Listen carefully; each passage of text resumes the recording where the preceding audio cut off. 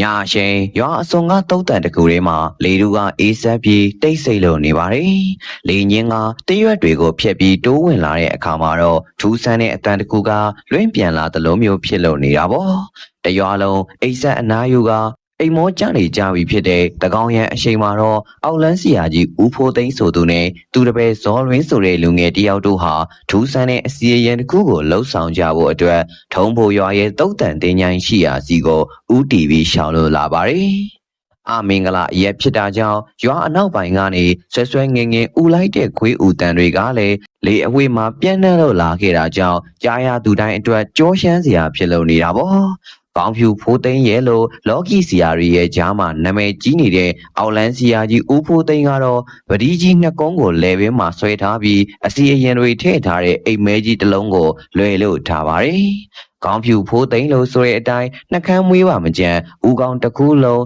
စွတ်စွတ်ဖြူလို့နေတာပါ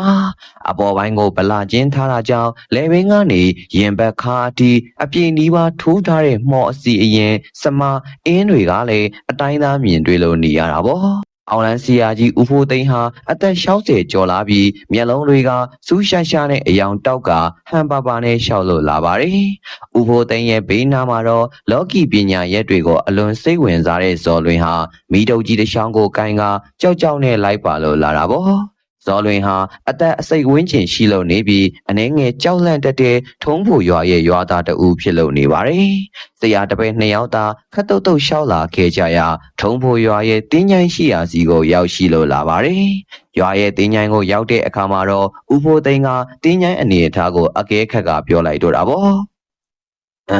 ။ဒီတင်းချိုင်းကမစိုးဘူးပဲကွာဇော်လွင်ရငါလုံးမဲ့စီရင်အတွက်ဒီတင်းချိုင်းကအစဉ်ပြေလိုက်မယ်။ကဲငါတပည့်မင်းအမြန်သွားပြီးပစ္စည်းတွေပြင်ထားငါအခုဒီမော့အစီရင်ကိုစလုပ်တော့မယ်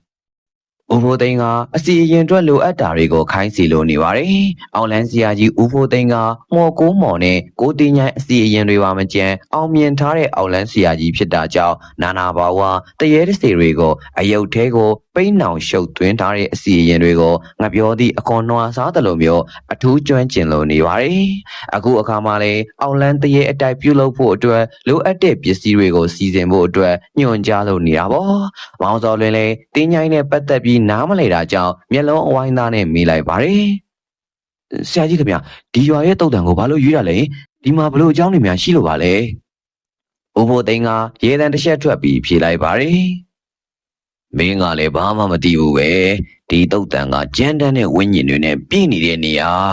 ဒီမှာရှိတဲ့ဝိညာဉ်တွေကညှိုးငယ်ပြီးအာကာသတွေအမုန်းတရားတွေအပြည့်နဲ့ကွာငါကသူတို့ရဲ့စွမ်းအားကိုသုံးပြီးငါရဲ့မော်အယုတ်လေးကိုနှိုးထားစေချင်တာမောင်စော်တွင်လည်းမျက်မှောင်ကျုံသွားကသူ့စိတ်ထဲမှာကြောက်စိတ်နေနေတော့ဝင်လာပေမဲ့ဦးဖိုးသိန်းရဲ့အမိန့်ကိုမဖီဆန်ရဲပဲဖြစ်လို့နေပါတယ်အမြန်လှည့်ထွက်ပြီးဦးဖိုးသိန်းတောင်းထားတဲ့ပစ္စည်းတွေကိုပြင်ဆင်ဖို့တွားခဲ့လိုက်ပါတော့တယ်တရေတစီခေါ်ဖို့အတွက်တင်းချမ်းရဲ့မြေပုံတွေရှိမှဇပွဲခုံဘူးလေးတစ်လုံးချလို့ထားတာပေါ့ခုံပေါ်မှာတော့ယောက်ျားမိန်းမလူဦးကောင်းတစ်စုံထွန်လျက်သားပီရဖျောင်းနိုင်၃နိုင်ငှက်ပြောရွယ်နဲ့ထုတ်ထားတဲ့အမဲသားအစိမ်း၃ထုပ်ကိုသကောငယ်လေးအတွင်းမှာထည့်လို့ထားပါတယ်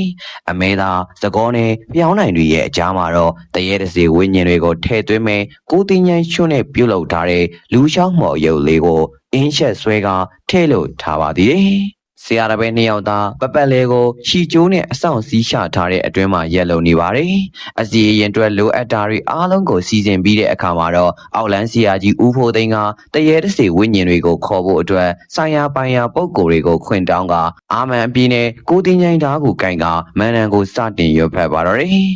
။တင်းញိုင်းကိုစောင့်ကြည့်နေတဲ့မဘဲဝါအပါဝင်ဆိုင်ရာပိုင်ရာပုံကိုများကိုကျွန်ုပ်မောင်ဖိုးသိန်းကဟောဒီအမဲသားပန်းနဲ့ပင်ဖိတ်ခွင်တောင်းပါတယ်။အိုးတပပိဒအာစိန်နိ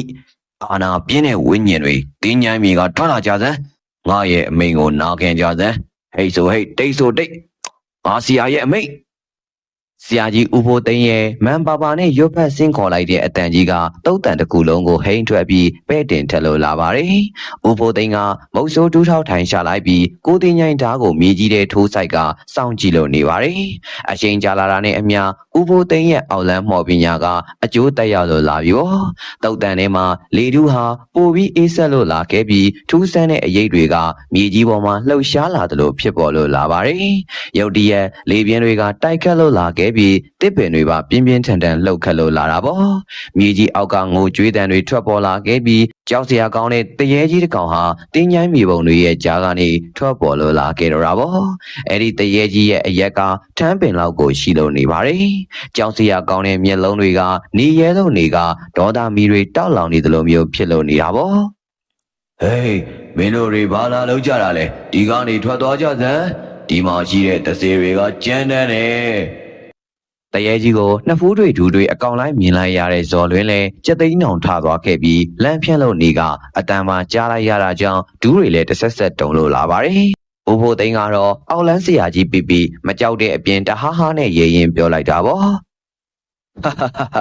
မင်းမနာမည်ရှိသလားဟဲ့ဘယ်လိုခေါ်တယ်လဲကွာငါကလေဒီလိုကြမ်းတမ်းတာမျိုးကိုကြိုက်တာဒါမှငါမော်အယုတ်ကပိုစွမ်းမှာပေါ့။ကျုံနာမည်ကစံပဲတရေကြီးစံပဲထွက်သွားမင်းလာတဲ့နေရာကိုပြန်သွားငါလောက်ရင်မပြန်ရပဲဒီနေရာကမင်းတို့အိမ်ဖြစ်သွားမယ်နော်တရေကြီးစံဖဲကလည်းအတန်နဲ့ကြီးနဲ့မောင်းထုတ်လို့နေပါတယ်အောင်မမင်းကတကယ်ရဲတင်တာပဲကွာငါလိုဆရာကိုများရဆမင်းရဲ့ဝိညာဉ်ကိုငါမော်ရုပ်တဲကိုအစီရင်ရဲလောက်ပြီးဖမ်းယူမယ်ငါအကြောင်းကိုသိကြသေးတာပေါ့ကွာဦးဖို့သိန်းလည်းပြောရင်းဆိုရင်မန်နန်တစ်ခုကိုရွတ်ဖက်လိုက်ရမှာတော့သူတို့ရှိမှကြီးမားတဲ့ကဝေမော့ဆက်ကြီးတစ်ခုထွက်ပေါ်လို့လာပါတယ်။ဦးဖို့သိန်းလည်းအားနဲ့မန်နဲ့ပြစ်ပေါက်လိုက်တဲ့အခါမှာတော့တရေကြီးရဲ့ရင်ပတ်တက်ကိုထိမှန်ကပျောက်ကွယ်လို့သွားတော့တာပေါ့။တရေကြီးပျောက်သွားတာကြောင့်ဇော်လွင်လည်းထိတ်ပြနဲ့မေးလိုက်ပါတော့တယ်။ဟာဆရာကြီးတရေကြီးပျောက်သွားပြီလားဘယ်ကိုရောက်သွားတာလဲ။အေးဒီကောင်ကြီးဘယ်မှမသွားဘူးကသူဒီနားမှာရှိသေးတယ်။ငါမန်နန်နဲ့ထိသွားလို့အင်းအားတွေရော့သွားပြီးခဏပြောက်သွားတာအဲ့ဒီချိန်မှာပဲတရေကြီးစံဖဲကသူတို့ဆရာတပည့်အနောက်ကနေပေါ်လို့လာပါတယ်ဆရာကြီးကျုပ်တို့အနောက်မှာအတန်ကြီးကြားတယ်ဗျတရေကြီးစံဖဲနဲ့တူတယ်မောင်စော်လွင်လည်းကြောက်လန့်နဲ့အော်ပြောလိုက်တာပေါ့အေးဟုတ်တယ်ကွာစော်လွင်ဘာကိုမှကြောက်စရာမလိုဘူးဆရာကြီးလောက်ထားတဲ့ဟော်ဒီစီးတဲ့ကနေဘယ်မှမထွက်နဲ့ဘာအန်ဒီရဲမှမဖြစ်စီရဘူးဟဲ့ဦးဖို့သိန်းပြောနေစဉ်မှာပဲတရေကြီးစံဖဲကဆရာတပည့်နှစ်ဦးကိုရှေ့ရောက်ကြီးနဲ့နင်းထည့်ပါတော့တယ်။ဦးဖို့သိန်းရဲ့ပညာအစွမ်းကြောင့်စီးရှာထားတဲ့စီးဝိုင်းတွေကိုဝင်လို့မရပဲမော်ဆက်တွေကြောင့်တရေကြီးစံဖဲလည်းတက်လိုက်တယ်လို့နာကျင်သွားခဲ့ပြီးနောက်ကိုလဲကျလို့သွားပါတော့တယ်။ငါမန်နဲ့တွေ့တော့ဘလို့နေသေးလဲတရေစံဖဲမင်းတို့အသေးဆုံးနဲ့တည်ရလိမ့်မယ်။ဦးဖို့သိန်းလည်းပြောပြီးတာနဲ့ကိုတင်ញိုင်သားကိုကောက်ကင်လိုက်ပြီးမန်နန်ရွတ်လိုက်တာကြောင့်အောက်လန်းမော်ဆက်ကြီးတစ်ခုထွက်လာကလက်ထဲကကိုတင်ញိုင်သားကလည်းအယောင်တွေထွက်လို့လာပါတော့တယ်။ဦးဖို့သိန်းလည်းတရေကြီးစံဖဲကိုဓာတ်နဲ့အာကုံပစ်ပေါက်လိုက်တာကြောင့်ရင်ညွန့်နာကိုစိုက်ဝင်လို့သွားတာပေါ့။နာကျင်ပြီးပူလောင်လုံးတာကြောင့်အော်ဟစ်နေတဲ့တရေကြီးစံဖဲကိုကြည့်ကဦးဖို့သိန်းကအားရပါရရဲပါတော့တယ်။ငါရဲ့မော်ပညာအစွမ်းဘလို့နေလဲသိပြီမဟုတ်လား။ဟုတ်လားဆရာကြီးမင်းလည်းတတိထားပြီနေတနေ့ငါလို့ခံစားရပြီးအသေးဆုံးနဲ့တည်ရမယ်ဆိုတာကိုမမေ့နဲ့တရေကြီးစံဖဲလေမရှိမဆန့်ဝေဒနာတွေကိုခံစားနေရတဲ့ကြားကဥဖိုးသိန်းတည်မဲ့အကြောင်းကိုပြောလိုက်ပါတယ်မင်းရဲ့ဝိညာဉ်နဲ့အစွမ်းတွေကငါရဲ့ကျွန်ဖြစ်ရမယ်ငါခိုင်းတဲ့အတိုင်းလုပ်ရမယ်စံဖဲရေငါမော်ရုပ်သေးကိုအပြီးထည့်ထားလိုက်မယ်လာပြီဟဲ့ဥဖိုးသိန်းလေတရေကြီးစံဖဲကိုရှုံ့မော်ရုပ်တဲ့အပြီးဖမ်းထဲဖို့အောက်လန်းမော်စီရင်တွေကိုစတင်လုပ်ပါတော့တယ်။အိုးဒေဝရခတိန်တွေအာကန်စတုကုံမာရီရေကုံမာဥဘောတိန်စတင်ရွတ်တာနဲ့မော်ဆက်ကြီးတကူဟာထွက်ပေါ်လာခဲ့ပြီးတရေကြီးစံဖဲရဲ့ဘေးပပတ်လေမှာလဲတရေဖမ်းရှုပ်တဲ့မော်စမစလုံးတွေကလေးဘက်လေးလံဝိုင်းလိုက်တာကြောင့်တရေကြီးစံဖဲလေနားကွဲမတက်ခံစားလို့နေရပါတော့တယ်ခဏအကြာမှာတော့မော်စမတွေကမီးလုံးလေးတွေအဖြစ်ပြောင်းလဲလို့သွားပြီးတရေကြီးစံဖဲလေမော်လျှော့ရုပ်လေးရှိရာစီကိုတန်းတန်းမမတ်ဝင်လို့သွားပါတော့တယ်အောင်ပြီအောင်မြင်သွားပြီကွာဒီဝိညာဉ်တွေရဲ့စွမ်းအားတွေကြောင့်ငါရဲ့မော်ရုပ်ကပိုပြီးအစွမ်းထွက်လာပြီဟိတ်တော်လေငါတပည့်ကြီးငါနေတဲ့တဲဝိုင်းကြီးကိုအမြန်ပြန်ကြရအောင်ငါမော်ရုပ်ကိုဆက်ပြီးပြုပြင်ရအောင်မယ်ကွာ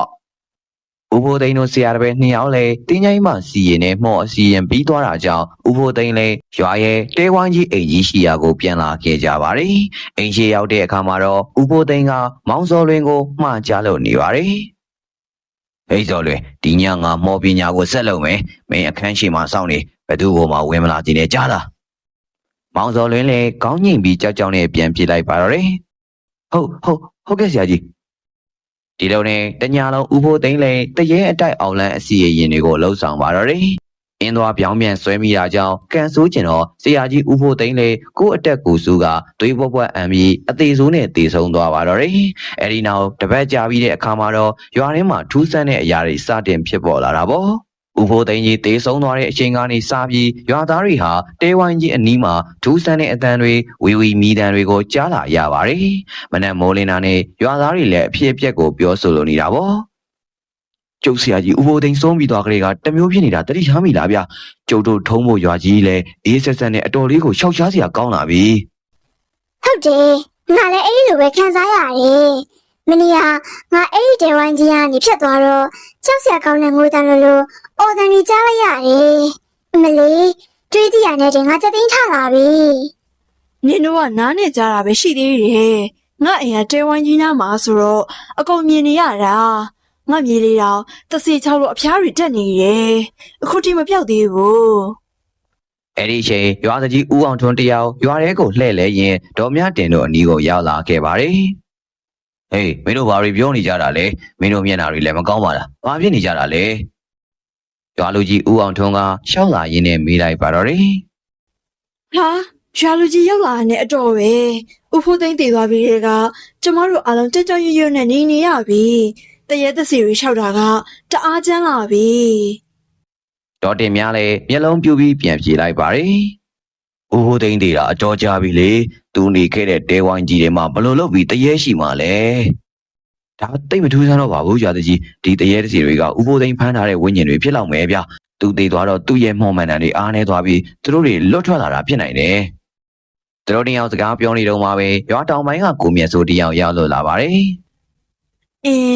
ဒါကတော့စဉ်းစားစရာပဲပို့ပြီးတော့ဖြစ်နိုင်သေးတယ်ကိုစော်လင်ကကိုဖိုးသိန်းရဲ့တပည့်ဖြစ်ခဲ့တော့ဒီအကြောင်းကိုသူတို့ဘသူကပိုသိနိုင်မှာလဲမဟုတ်ဘူးလားရွာသားတွေရဲ့ပြောတဲ့စကားတွေကိုတေချာကြားရပြီးတဲ့အခါမှာတော့ရွာလူကြီးဦးအောင်ထွန်းရဲ့မျက်နှာလေးစိုးရိမ်ပူပန်မှုတွေနဲ့ပြည့်နှက်လို့နေပါတယ်ခဏကြာတော့ဦးအောင်ထွန်းလည်းဆုံးဖြတ်ချက်တစ်ခုကိုရှာခဲ့လိုက်တာပေါ့ဟုတ်ပြီဒါဆိုရင်မင်းတို့ကအဲ့ဒီတဲဝိုင်းကြီးကိုဘယ်လိုလုပ်စီချင်တာလဲဒီရွာကိုဒုက္ခပေးနေတဲ့အကြောင်းအရင်းကအဲ့ဒါဆိုရင်ငါအမိန်ပေးပြီးတော့ဖြိုချခိုင်းလိုက်မယ်ဒါဆိုဝိညာဉ်တွေထွက်သွားကြလိမ့်မှာပေါ့ဒါမှအားလုံးအေးအေးညံ့ညံ့နဲ့နေနိုင်မှာပေါ့မကောင်းဘူးလားရွာကြီးဦးအောင်ထွန်းရဲ့စကားကိုမောင်စော်ရင်တယောက်ကဝင်ပြီးကန့်ကွက်လိုက်ပါတယ်မကောင်းဘူးတကြီးမကောင်းဘူးဒီတဲဝိုင်းကြီးကိုဖျက်လိုက်ရုံနဲ့ဝိညာဉ်တွေပျောက်သွားမှာမဟုတ်ဘူးဗျဥဖိုးသိန်းရဲ့မော်ပညာကအဲ့ဒီထဲမှာစွဲနေတော့မယ်တကူလီတော့နီလန်ကတော့မီးရှို့ပြက်စီတာအကောင်းဆုံးပါပဲဟုတ်တယ်ကိုစော်လင်ပြောတာမှန်တယ်ရွာလူကြီးဖြိုဖျက်ရုံနဲ့အဲ့ဒီဝိညာဉ်တွေကရှိနေအောင်ပါပဲပြဿနာကိုဖြေရှင်းဖို့တခုလီတော့နီလန်ကတဲဝိုင်းကြီးကိုတခါတည်းမီးရှို့ပစ်ဖို့ပဲကောင်းပြီသဘောတူရင်တော့ငါဘာမှမကန့်ကွက်တော့ပါဘူးဒီညအတွက်ထင်းတွေပြင်ဆင်ခိုင်းလိုက်မယ်ဟုတ်ပြီလားပြီးရင်တဲဝိုင်းကြီးကိုမီးရှို့ကြမယ်ဒီလိုနဲ့ရွာသားတွေအားလုံးကသဘောတူတော့ကြကြပြီးညရောက်တော့တကြီးဦးအောင်ထွန်းကိုယ်တိုင်ဦးဆောင်ပြီးရွာသားအားလုံးလည်းဥဖိုးသိန်းရဲ့တဲဝိုင်းကြီးကိုမီးရှို့ဖို့အတွက်မီးတို့ကိုစီကန်ကစူဝေးရောက်လာကြပါတော့တယ်ဟိတ်စော်လေဒီနီလန်ကအားလုံးကိုအဆုံးသတ်မှသေးကြရဲ့လားဒီလောက်လူအုပ်ကြီးရောက်လာပြီပဲဘာကိုစောင့်နေကြအောင်မလဲဗျာအဲ့ဒါကိုအမြန်ဆုံးမီးရှို့ပစ်လိုက်ကြရအောင်ကောင်းပြီဒါဆိုရင်တော့မီးရှို့ကြတာပေါ့ကဲအားလုံးမီးတင်ရှို့ကြဟဲ့ရွာလူကြီးဦးအောင်ထွန်းလည်းမီးတုပ်ကြီးကိုကင်ကရှေ့ကိုရှောက်သွားတာကြောင့်ရွာသားတွေလည်းမီးတုပ်ကိုစီနဲ့တဲဝိုင်းကြီးကိုမီးရှို့ကြပါတော့တယ်မီးတုပ်တွေလောင်ကျွမ်းလာတာနဲ့အမျှထူးဆန်းတဲ့အတန်တွေထွက်ပေါ်လာခဲ့ပြီးရွာသားတွေကဝမ်းသာအားရကြည်လို့နေပါတယ်ဒါဝိညာဉ်တွေရဲ့အတန်ပဲမော်ပညာနဲ့ရှုပ်ထားတာတွေပြည့်ပြတ်သွားပြီမော်အင်းချက်တွေလည်းမီးတဲ့အတူကွဲပြောက်သွားတော့မယ်ဒါဆိုရင်ကျုပ်တို့ရွာလေးလည်းအရင်လိုအေးအေးချမ်းချမ်းပြန်ဖြစ်သွားပြီးတော့ဒီလိုမျိုးအပြည့်အပြတ်တွေနဲ့ထပ်ပြီးကြုံတွေ့ရတော့မှာမဟုတ်တော့ဘူးဗျကဲအားလုံးကိုကျေးဇူးတင်ပါတယ်ငါနဲ့စော်လွင်ကမီးငိမ့်နဲ့ဒီစောင့်နေခဲ့မယ်ကျန်တဲ့သူတွေအိမ်ပြန်ပြီးအနားယူကြပါဒီညကတော့အားလုံးစိတ်အေးချမ်းသာစွာနဲ့အိမ်နိုင်ပါပြီဘာကိုမှကြောက်စရာမလိုတော့ပါဘူး ဟုတ်ပါတယ်တကြီးကျုပ်တို့ရွာသားတွေစိတ်အေးလက်အေးနဲ့အိတ်နိုင်တော့မယ်ဗျဘာကိုမှကြောက်စရာမလိုတော့ဘူးဒီလိုနဲ့အောင်လန်းစီယာကြီးဦးဖိုးသိန်းနေခဲ့တဲ့တဲဝိုင်းကြီးလည်းဦးအောင်ထွန်းနဲ့ဇော်လွင်တို့ရဲ့မျက်စိရှိမှတင်ပြကြကပြအောင်အတိတာကြံပါတော့တယ်တော်တော်ကိုတောက်ကြနေပြီဇော်လွင်ကဲတဲဝိုင်းကြီးလည်းပြကြသွားပြီဆိုတော့ငါတို့တွေအိမ်ပြန်ကြရအောင်မနက်ပြန်ကြမှာအပြည့်အစည်းတွေကိုလာရှင်းကြတာပေါ့ဦးအောင်ထွန်းရဲ့စကားဆုံးတာနဲ့ပဲထူးဆန်းတဲ့အရာတခုဖြစ်ပေါ်လာပါတယ်။တဲဝိုင်းကြီးရဲ့ပြပုံတွေကနေကိုတင်ချိုင်းမှော်လျှော့စီအယုတ်ရဲ့ဝိညာဉ်ကပြန်လဲနှိုးထားလို့လာခဲ့တာပေါ့။တကြီးဟိုမှာတရေကြီးဆန်ပဲ။